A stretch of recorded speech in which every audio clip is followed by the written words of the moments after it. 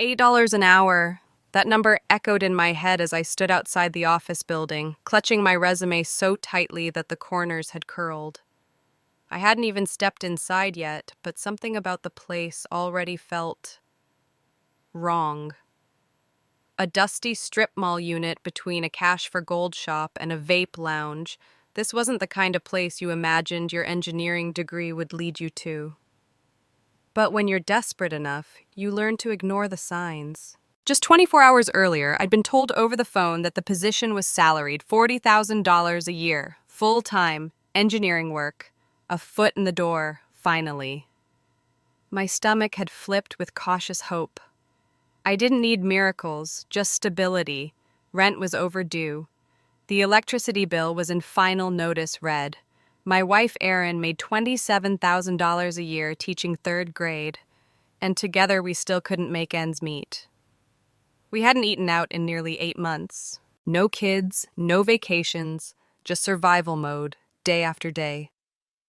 That morning, Erin and I had shared a quiet breakfast. Instant oatmeal, one banana split between us. We didn't speak much. What was left to say? We were both trying to stay afloat, trying not to let the exhaustion show. But when I told her about the interview, about the 40K, she gave me that look, the one where hope sneaks back in even if just for a second. "This could be it," she said, almost afraid to believe it. I nodded like I believed it too. So I pulled out the last clean button-down I owned, ironed it twice, and printed my resume using the very last of our ink cartridge. It felt like prepping for battle. I needed this job, not just for the money, but for what it represented. Proof that my degree hadn't been a mistake. Proof that I wasn't broken. I'd worked hard for this, graduated with honors in mechanical engineering, interned every summer, built a senior project that my professors said could be patented. But none of that mattered anymore. Not when you're one of thousands applying for the same underpaid roles in a system that only sees you as expendable. The lobby was dimly lit and smelled faintly of burnt coffee and mildew. A dusty plastic plant sat next to a flickering fluorescent light. Behind the desk, the receptionist didn't even glance up from her phone. "Down the hall," she said flatly, pointing toward a stained beige carpet. I sat alone in the waiting room for 10 minutes, studying the faded motivational posters on the wall. "Teamwork makes the dream work. Innovation starts with you." I swallowed the bitterness rising in my throat. I needed this. Then the door opened and 2 men walked in. One balding, maybe mid-60s. The other, a smirking guy in his 40s with overly white teeth. "Ren?" the older one asked. I stood up quickly, offered my hand. He didn't take it. As we walked into the interview room, they started talking, fast. Something about a filtration project, 9 months, tight deadlines, lots of responsibility. I listened closely, trying to absorb every word, but I kept waiting for them to mention the salary. They didn't. Not until 15 minutes in, when the older man leaned back, folded his arms, and said casually, "So, just so we're clear, this is a contract position. 9 months. $8 an hour." The silence in the room was deafening. I blinked, trying to process it. I opened my mouth, but no words came. $8 an hour? I had spent years working toward this moment. I had sacrificed everything. And this was the offer? They looked at me like I should be grateful. I said nothing. But in that silence, something inside me started to burn. The air in the room felt heavier after that number left his mouth. I stared at them, trying to figure out if this was some kind of test, if maybe this was one of those bizarre interview tactics where they throw something absurd at you just to see how you react. But no one was smirking. No one laughed. The older man, Ron, I think he said his name was, just leaned further back in his chair, arms folded like a smug professor waiting to be challenged. The younger one, Blake, tapped his pen rhythmically against the table, eyes flicking between me and his tablet like he was already bored. I cleared my throat. "I'm sorry, did you say $8 an hour?" Ron nodded, matter of fact. "It's a 9-month contract. We're still a growing company, and we need people who are willing to invest in the long-term vision. If everything works out, there's a strong possibility of moving into a salaried position, maybe even that 40 grand we mentioned on the phone." He said it like it was some grand gift. I sat back, still stunned. This wasn't a job offer, it was a setup. 15 minutes earlier, they had talked about a mission-critical product, something with a tight development timeline and massive future revenue potential. They said they were looking for someone to take ownership of the technical design, lead small teams, report directly to the founders. They used words like key contributor and engineering leadership. And now they were telling me I'd be paid less than a teenager at the local burger joint? I tried to keep my voice calm. So, is this contract position just for the duration of that project you mentioned? There was a pause, just long enough to make the silence uncomfortable. Ron and Blake exchanged a glance. Blake shrugged, then looked away. Ron finally said no, with a short, clipped tone. I couldn't tell if he was annoyed or just surprised I had the nerve to ask. I nodded slowly. I see. They seemed ready to move on, but I wasn't. If I hired either of you right now for $8 an hour, I said, keeping my tone as even as I could you live off of that?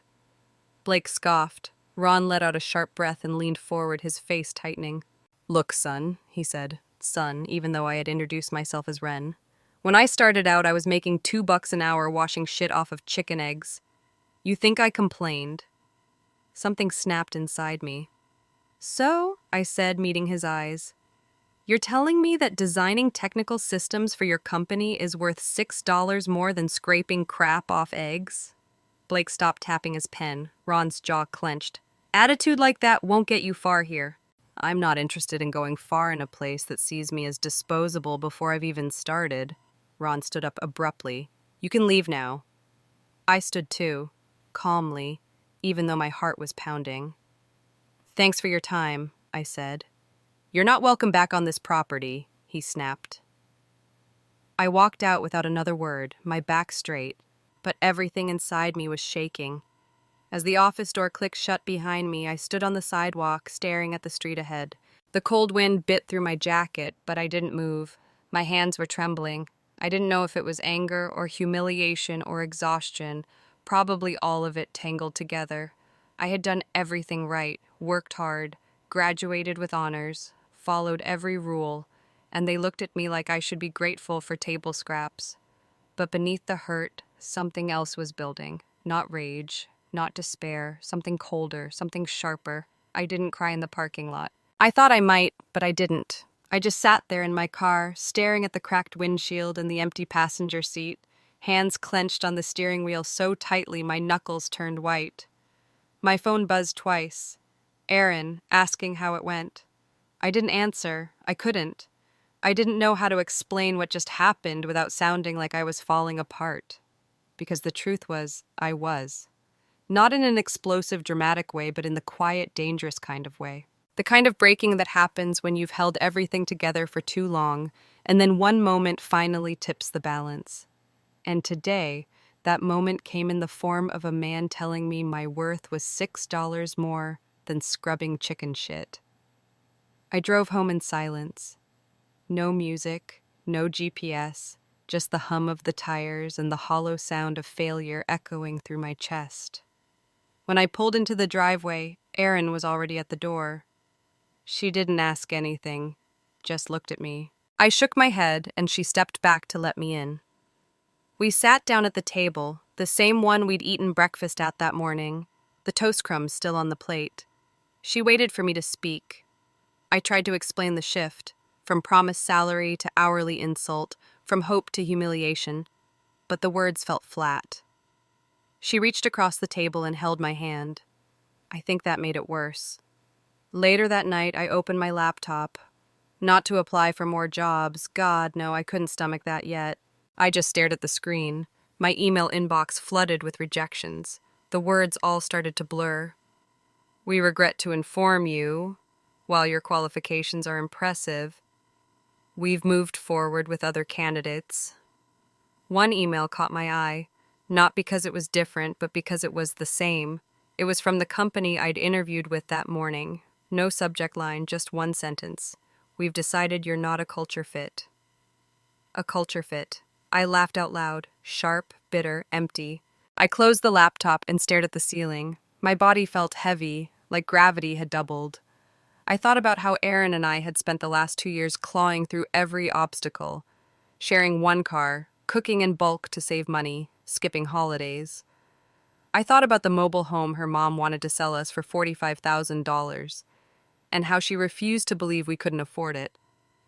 Even after seeing Erin's pay stub, she looked at us like we were just lazy, like we hadn't tried hard enough. Like it wasn't the system that was broken, just us. And now, with my engineering degree and a mountain of student loans, I was being offered less money than a cashier at a gas station. I should have been angry, furious. But what I felt was something deeper, something colder. I was done begging, done hoping some company would see me, value me, give me a chance. I was tired of waiting for a seat at someone else's table. So I opened a folder on my desktop I hadn't touched in over a year. Senior Design Capstone, Final Build. It was a water filtration system I'd developed with my project team in college. The prototype had worked beautifully. Our professor said it had real-world application potential, that we should think about pitching it. But we were seniors, broke, and about to graduate. We let it go. But now, as I reviewed the CAD files and schematics, I realized something. The project those two clowns at the interview had described, it was eerily similar. Not identical, but close enough that my stomach twisted. I dug deeper, looked up the company again. Their website was basic, barely functioning. But on their news page, there was a blurry photo of a prototype that looked frighteningly like mine. They'd started developing it months ago, but clearly hadn't finished.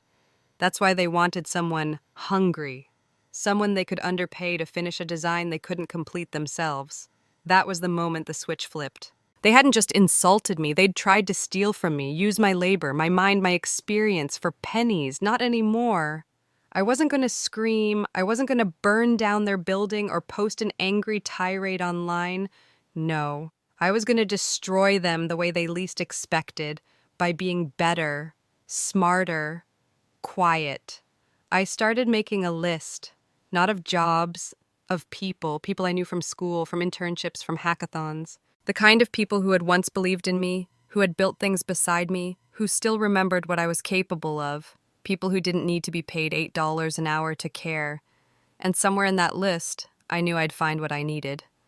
Not a company to beg for a seat at the table, but the tools to build my own. I didn't sleep that night. Not out of anxiety, but something else, an intensity I hadn't felt in years. It was like my brain had switched into engineering mode again, the same state I used to fall into during finals week or right before a big project deadline.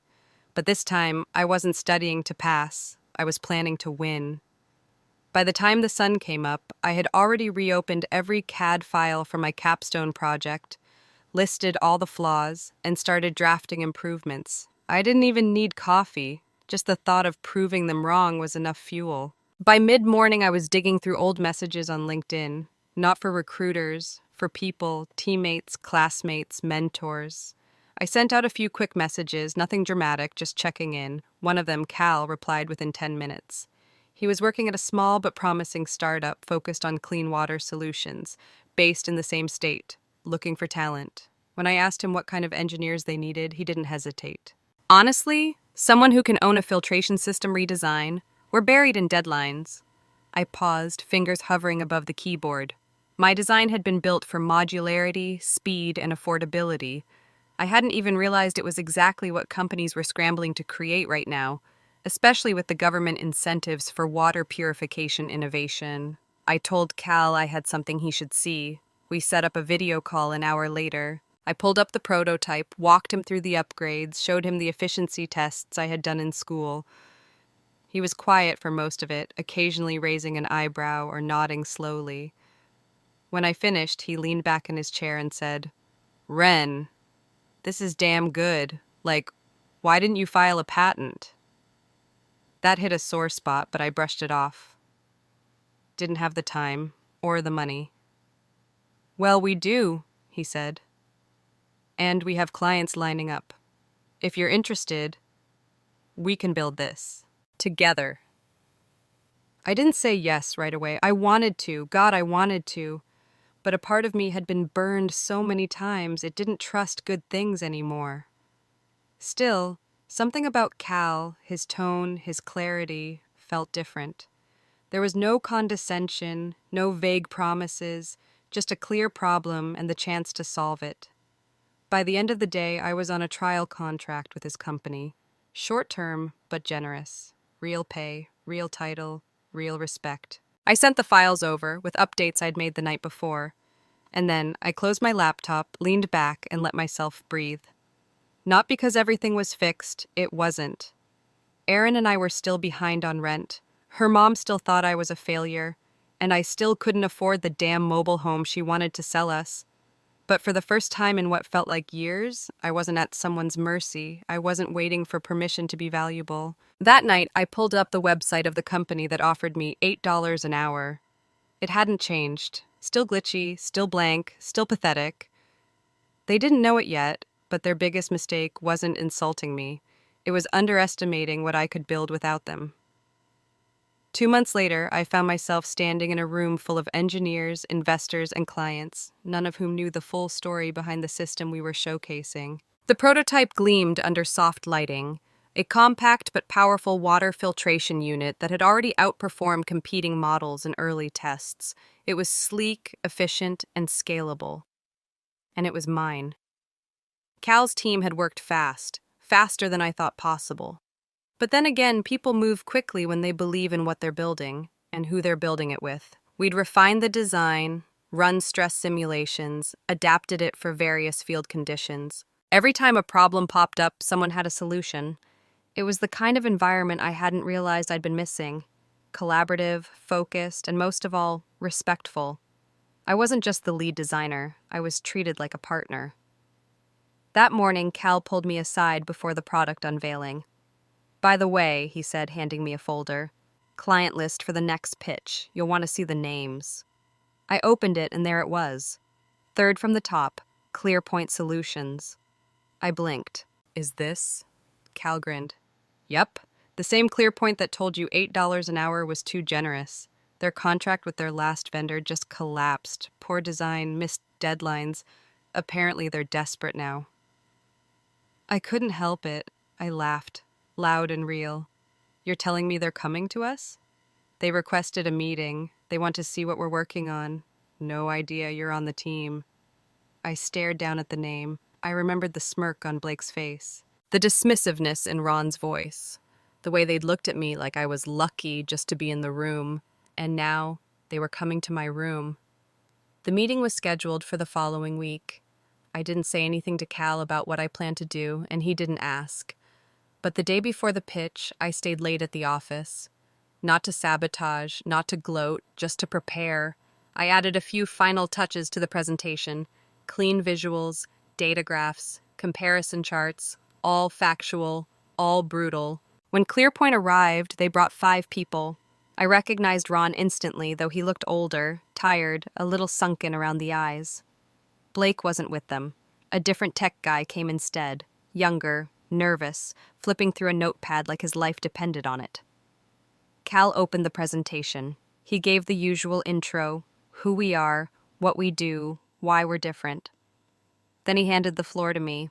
Ron didn't look at me twice until I started talking. "Hi," I said, looking directly at him. "I'm Ren Ellis. I'm the lead engineer behind this system. I believe we've met before." His eyes widened slightly. I watched the recognition bloom across his face like a slow, unwanted infection.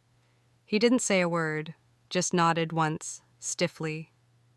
I walked them through the features: modularity, low maintenance, scalable applications. I showed performance metrics, failure rate graphs, ROI calculations. Then I clicked to the final slide. Side-by-side images of our prototype and an older unit, half-assembled and bulkier. "This," I said, pointing to the older image, "was what your last vendor promised. This is what we deliver." Silence. Cal ended the meeting with standard pleasantries and told them we'd follow up with a proposal. They left quietly. Ron didn't say goodbye. I stood at the window and watched them get into their black SUV and pull away. The same man who had told me I wasn't worth more than $8 an hour had just sat through a meeting where I was the one holding the future of his company in my hands. And he knew it. That night, I went home and told Erin everything, from the first interview to the deal that might come. She didn't say anything for a moment, just wrapped her arms around me and held on. We didn't need to say the words. We'd made it to the other side. But the best part? They still had no idea just how far I was going to take this. The proposal was sent 2 days after the meeting. We didn't overprice it. We didn't pad it with unnecessary fluff. We gave ClearPoint exactly what they needed, just better, faster, and more reliable than anything they'd ever had. A week later, we got the response, signed, approved, and funded. Cal came into my office holding the contract like it was a trophy, grinning from ear to ear. "They bit," he said. "Hook, line, and sinker." ClearPoint wasn't just another client. They were our biggest one yet, both in scope and in influence. And they were desperate enough not to ask too many questions. They didn't challenge the pricing. They didn't push back on timelines. They didn't even ask for design control. It was clear they were scrambling to recover from whatever internal collapse had taken place. And while I didn't know the details, I didn't need to. I knew what it looked like when a company started eating itself from the inside. I'd seen the signs during that first interview: arrogance, disorganization, lack of respect. The cracks were already there. All we did was apply pressure. In the months that followed, their contract became a lifeline for our team's growth. We doubled in size, took on new staff, hired interns. I led 2 design iterations and helped push our system into production. My name was printed in our first white paper, and the product began appearing in trade magazines and online engineering journals. I even got a call from my old university, asking if I'd speak at a panel for graduating engineers. Meanwhile, ClearPoint stayed quiet. No thank you, no congratulations, no acknowledgement. I suspected they didn't want to admit, even internally, that they were now reliant on a system built by someone they had once rejected so casually, someone they had mocked. And yet, the updates kept coming. Every few weeks they requested performance reviews and metrics reports, ones I signed off on personally. Ron never reached out directly, but I saw his name on the email threads. He was still there, still watching. At night, Erin and I would sit in our small apartment, still not in a house, still not fancy, but something had shifted. The silence wasn't heavy anymore, it was peaceful. She'd grade papers on the couch while I sketched new prototypes, a cup of tea cooling beside me. We weren't rich, but we weren't drowning either. And for once, the future didn't feel like a threat. It felt like a project we were building together, on our terms. ClearPoint thought they had won by getting the product, but what they didn't understand was that I'd already taken something far more valuable, their power, and I wasn't giving it back. 6 months after we signed the deal, ClearPoint collapsed. Officially, it was called a strategic shutdown, but everyone knew it was bankruptcy dressed in a nicer suit. Vendors hadn't been paid, clients had walked, investors were furious, and their final blow? The very system they'd dismissed now served as the foundation of the company that replaced them. I didn't dance on their grave, I didn't need to. Their fall wasn't my revenge, it was just the inevitable result of building a company on arrogance and exploitation. But I did make one quiet move. When their headquarters went up for auction, I put in a bid. We got it for a fraction of its value. A few weeks later, I stood inside the same building where Ron had told me I wasn't worth more than $8 an hour. The walls were empty, the halls silent. But to me, it was full of potential. We renovated the space, bright labs, open collaboration areas, a room dedicated to student mentorships. On the front door, we mounted a brushed steel plaque that read Ellis Systems, where talent is respected. And just below it, smaller text, founded by the one they underestimated. I never heard from Ron again, but I didn't need his apology. I didn't need his recognition. I had built something better, not just a product, but a workplace that honored people for who they were and what they brought. Some people chase revenge. I built a legacy.